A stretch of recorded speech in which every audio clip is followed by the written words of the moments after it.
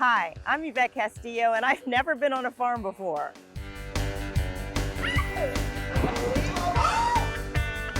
I'm visiting farms across Frederick County, Maryland to learn about local farming. You're watching Farming Frederick.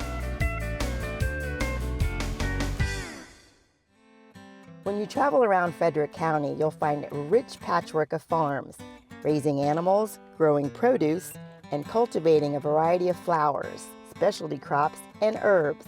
One crop that's quietly gaining flavorful attention, lavender.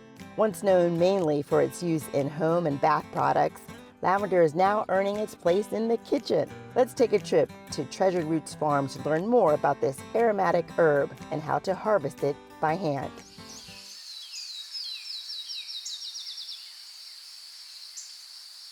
I'm here with Laura Kefauver, standing in this beautiful lavender field. Today, I'm here to help pick some lavender.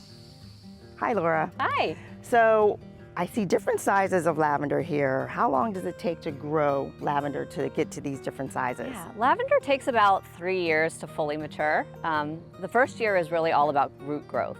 So you actually want to discourage blooming in that first year. Most of the plants you see here are in their second growing season. And then by next year, you'll see them even more bigger and more filled out. What made you choose lavender to grow on your farm? It's very interesting. Our long-term vision was truffles. We started down the path of establishing a truffle orchard several years ago.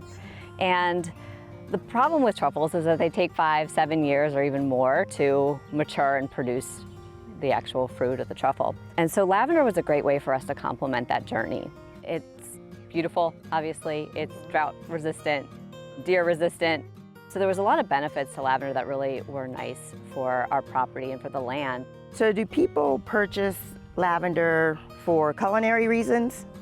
Yes, and that's actually what's really exciting to us about this project is the culinary side of lavender. I think when most people think of lavender, they think of home products. They think of bath bombs and soaps and lotions and all of that. But English lavender really has a wonderful culinary value.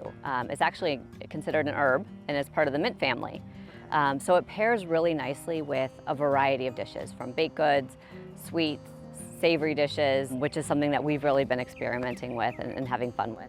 That's something different because usually when I see lavender, it's in the stores, it's packaged, and didn't really know that people are really using it for culinary purposes. You mentioned something about drought resistance. Can you tell me a little bit more about that? Sure. So lavender is surprisingly hardy. It loves full sun, which we obviously have a lot of here. And it loves really dry, well-draining soil. We brought in a custom soil mixture of sand and topsoil, planted everything back into mounds.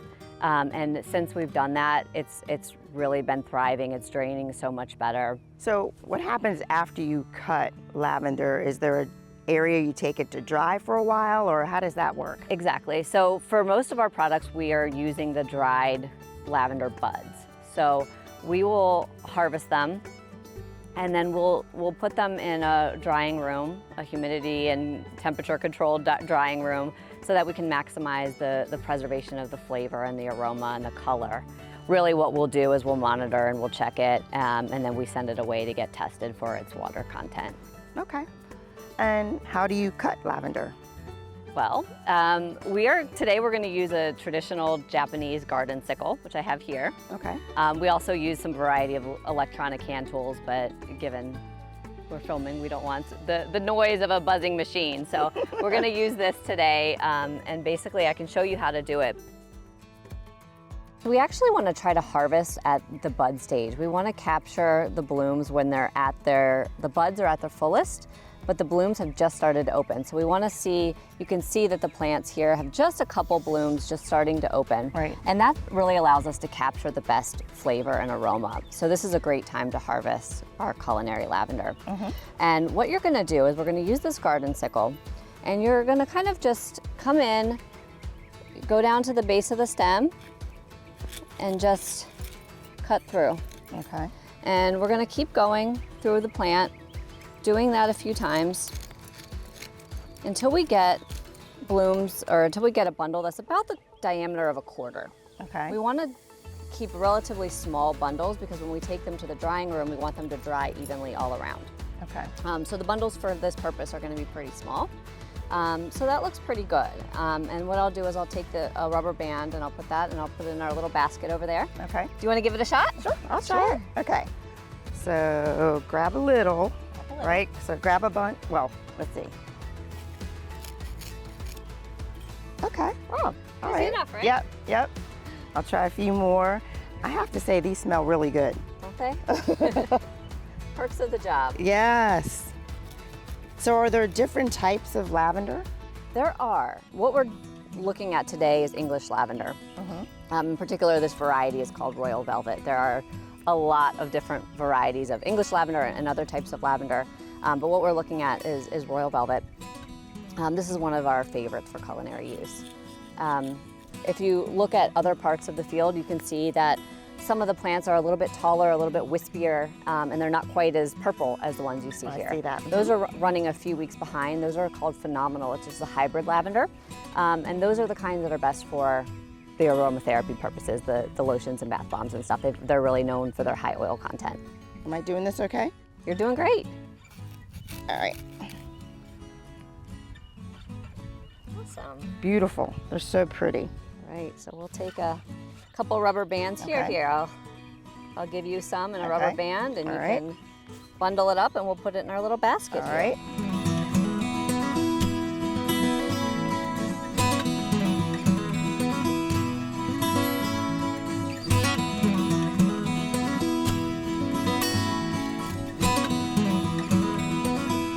Got it. Perfect. All right, well that's great. I think we've got enough for now. What do you think? Yeah, it looks good to me. How about you want to go cool off with some lavender lemonade? That sounds great on this hot day. Yes. Let's do it. Okay. All right, well cheers. Cheers. Cheers. How about you? Okay, let's do it. Cheers. Gonna get mine? There we go. Thanks so much for having me here. Thank you so much for coming. This All was right. so much fun. Let me taste it. Oh, this is good. This Yeah? is really good. What I like about it, it's not too sweet. It's light. It feels light, right? And I don't feel like I'm, drinking lavender. Yeah. Well, do you mind if I hang out a little longer with you? Not and at all. This is keep great. drinking? No, I'm having fun. Okay, well, tune in to the next episode of Farming Frederick because you never know what farm we'll visit next. If you would like to know more about Treasured Roots Farm or any other hand-cut flower farm in Frederick County, visit homegrownfrederick.com.